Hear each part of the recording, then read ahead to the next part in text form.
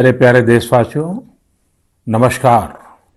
आमतौर पर ये समय उत्सव का होता है।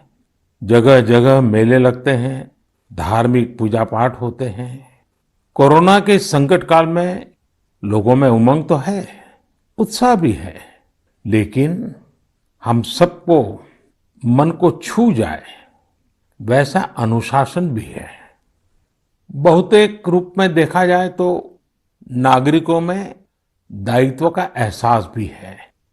लोग अपना ध्यान रखते हुए, दूसरों का ध्यान रखते हुए अपने रोजमर्रा के काम भी कर रहे हैं। देश में हो रहे हर आयोजन में जिस तरह का संयम और सादगी इस बार देखी जा रही है, वो अभूतपूर्व है। गणेशोत्सव भी कहीं ऑनलाइन मनाया जा रहा है, तो ज्यादातर जगहों पर इस बार इको फ्रेंडली गणेश जी की प्रतिमा स्थापित की गई है। साथियों, हम बहुत बारीकी से अगर देखेंगे तो एक बात अवश्य हमारे ध्यान में आएगी। हमारे पर्व और पर्यावरण, इन दोनों के बीच एक बहुत गहरा नाता रहा है। जहां एक और हमारे पर्वों में पर्यावरण और प्रकृति के साथ सहजीवन का संदेश छिपा होता है, तो दूसरी ओर कई सारे पर्व प्रकृति की रक्षा के लिए ही मनाए जाते हैं। जैसे बिहार के पश्चिमी चंपारण में सदियों से थारू आदिवासी समाज के लोग 60 घंटे के लॉकडाउन, या उनके ही शब्दों में कहें तो 60 घंटे के बरना का पालन करते हैं। प्रकृति की रक्षा के लिए बरना को थारू समाज ने अपनी परंपरा का हिस्सा बना लिया है और सदियों से बनाया है। इस दौरान न कोई गांव में आता है, न ही कोई अपने घरों से बाहर निकलता है। और लोग मानते हैं कि अगर वो बाहर निकले या कोई बाहर से आया तो उनके आने जाने से लोगों की रोजमर्रा की गतिविधियों से नए पेड़ पौधों को नुकसान हो सकता है। बरना की शुरुआत में भव्य तरीके से हमारे आदिवासी भाई बहन पूजा पाठ करते हैं और उसकी समाप्ति पर आदिवासी परंपरा के गीत, संगीत, नृत्य जम करके उसके कार्यक्रम भी होते हैं। साथियों, इन दिनों ओणम का पर्व भी धूमधाम से मनाया जा रहा है। ये पर्व चिनगम महीने में आता है। इस दौरान लोग कुछ नया खरीदते हैं, अपने घरों को सजाते हैं, पुक्लम बनाते हैं, ओणम सादिया का आनंद लेते हैं। तरह तरह के खेल और प्रतियोगिताएं भी होती हैं। ओणम की धूम तो आज दूर सुदूर विदेशों तक पहुंची हुई है। अमेरिका हो, यूरोप हो या खाड़ी देश हो, ओणम का उल्लास आपको हर कहीं मिल जाएगा। ओणम एक इंटरनेशनल फेस्टिवल बनता जा रहा है। साथियों, ओणम हमारी कृषि से जुड़ा हुआ पर्व है। ये हमारी ग्रामीण अर्थव्यवस्था के लिए भी एक नई शुरुआत का समय होता है। किसानों की शक्ति से ही तो हमारा जीवन, हमारा समाज चलता है। हमारे पर्व किसानों के परिश्रम से ही रंग बिरंगे बनते हैं। हमारे अन्नदाता को, किसानों की जीवनदायिनी शक्ति को वेदों में भी बहुत गौरवपूर्ण रूप से नमन किया गया है। ऋग्वेद में मंत्र है, अन्नानाम पतये नमः, अन्नानाम पतये नमः, क्षेत्राणाम पतये नमः। अर्थात अन्नदाता को नमन है, किसान को नमन है। हमारे किसानों ने कोरोना के इस कठिन परिस्थितियों में भी अपनी ताकत को साबित किया है। हमारे देश में इस बार खरीफ की फसल की बुआई पिछले साल के मुकाबले 7% ज्यादा हुई है। धान की रुपाई इस बार लगभग 10%, दालें लगभग 5%, मोटे अनाज, कोर्स सीरियल्स लगभग 3%, ऑयल सीड्स लगभग 13%, कपास लगभग 3% ज्यादा बोई गई है। मैं इसके लिए देश के किसानों को बधाई देता हूं, उनके परिश्रम को नमन करता हूं। मेरे प्यारे देशवासियों, कोरोना के इस कालखंड में देश कई मोर्चों पर एक साथ लड़ रहा है, लेकिन इसके साथ साथ कई बार मन में ये भी सवाल आता रहा कि इतने लंबे समय तक घरों में रहने के कारण मेरे छोटे छोटे बाल मित्रों का समय कैसे बीतता होगा।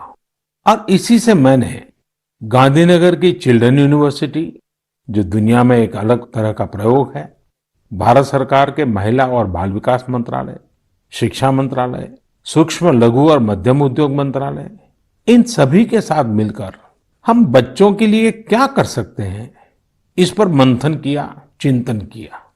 मेरे लिए ये बहुत सुखद था, लाभकारी भी था, क्योंकि एक प्रकार से ये मेरे लिए भी कुछ नया जानने का, नया सीखने का अवसर बन गया। साथियों, हमारे चिंतन का विषय था खिलौने और विशेषकर भारतीय खिलौने।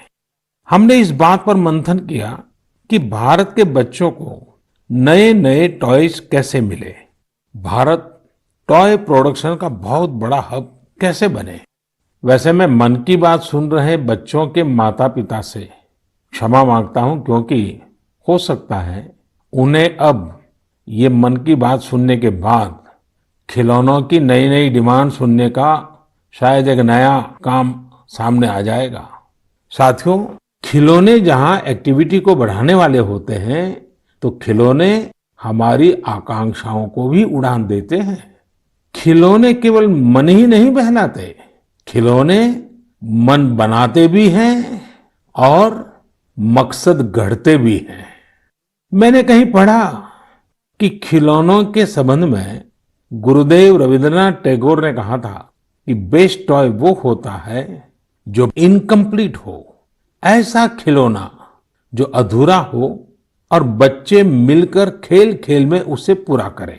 गुरुदेव टैगोर ने कहा था कि जब वो छोटे थे तो खुद की कल्पना से घर में मिलने वाले सामानों से ही अपने दोस्तों के साथ अपने खिलौने और खेल बनाया करते थे। लेकिन एक दिन बचपन के उन मौज मस्ती भरे पलों में बड़ों का दखल हो गया। हुआ ये था कि उनका एक साथी एक बड़ा और सुंदर सा विदेशी खिलौना लेकर आ गया। खिलौनों को लेकर इतराते हुए अब सब साथी का ध्यान खेल से ज्यादा खिलौने पर रह गया। हर किसी के आकर्षण का केंद्र खेल नहीं रहा, खिलौना बन गया। जो बच्चा कल तक सबके साथ खेलता था, सबके साथ रहता था, घुल मिल जाता था, खेल में डूब जाता था, वो अब दूर रहने लगा।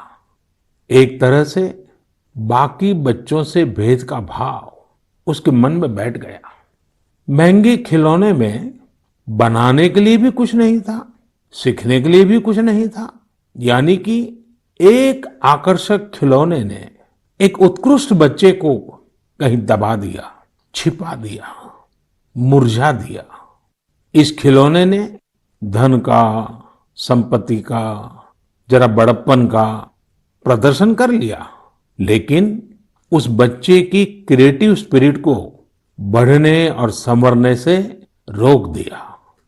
खिलौना तो आ गया, पर खेल खत्म हो गया और बच्चे का खिलना भी खो गया।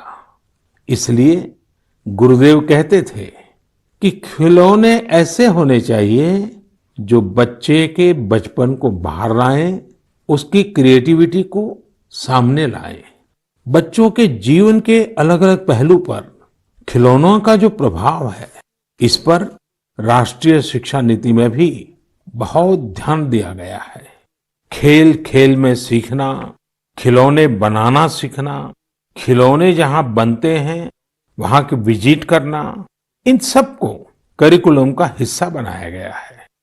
साथियों, हमारे देश में लोकल खिलौनों की बहुत समृद्ध परंपरा रही है। कई प्रतिभाशाली और कुशल कारीगर हैं जो अच्छे खिलौने बनाने में महारत रखते हैं।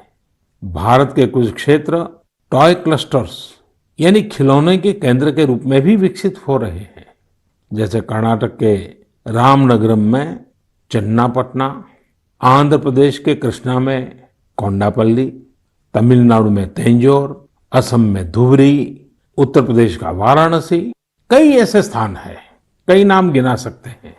आपको ये जानकर आश्चर्य होगा कि global toy industry 7 lakh crore रुपए से भी अधिक की है। 7 लाख करोड़ रुपयों का इतना बड़ा कारोबार, लेकिन भारत का हिस्सा उसमें बहुत कम है। अब आप सोचिए कि जिस राष्ट्र के पास इतनी विरासत हो, परंपरा हो, विविधता हो, युवा आबादी हो, क्या खिलौनों के बाजार में उसकी हिस्सेदारी इतनी कम होनी हमें अच्छा लगेगा क्या? जी नहीं, ये सुनने के बाद आपको भी अच्छा नहीं लगेगा। देखिए साथियों, टॉय इंडस्ट्री बहुत व्यापक है। गृह उद्योग हो, छोटे और लघु उद्योग हो, एमएसएमईज हो, इसके साथ साथ बड़े उद्योग और निजी उद्यमी भी इसके दायरे में आते हैं। इसे आगे बढ़ाने के लिए देश को मिलकर मेहनत करनी होगी। अब जैसे आंध्र प्रदेश के विशाखापट्टनम में श्रीमान सीवी राजू है, उनके गांव के अति कोप्पका टॉयज एक समय में बहुत प्रचलित थे। इनकी खासियत ये थी कि खिलौने लकड़ी से बनते थे और दूसरी बात ये कि इन खिलौनों में आपको कहीं कोई एंगल या कोण नहीं मिलता था। ये खिलौने हर तरफ से राउंड होते थे, इसलिए बच्चों को चोट की भी गुंजाइश नहीं होती थी। सीवी राजू ने एतिकोप्पका टॉयज के लिए अब अपने गांव के कारीगरों के साथ मिलकर एक तरह से नया मूवमेंट शुरू कर दिया है। बेहतरीन क्वालिटी के एतिकोप्पका टॉयज बनाकर सीवी राजू ने स्थानीय खिलौनों की खोई हुई गरिमा को वापस ला दिया है। खिलौनों के साथ हम 2 चीजें कर सकते हैं। अपने गौरवशाली अतीत को अपने जीवन में फिर से उतार सकते हैं और अपने स्वर्णिम भविष्य को भी संवार सकते हैं। मैं अपने स्टार्टअप मित्रों को, हमारे नए उद्यमियों से कहता हूं, टीम अप फॉर टॉयज। आइए मिलकर खिलौने बनाएं। अब सभी के लिए लोकल खिलौनों के लिए वोकल होने का समय है।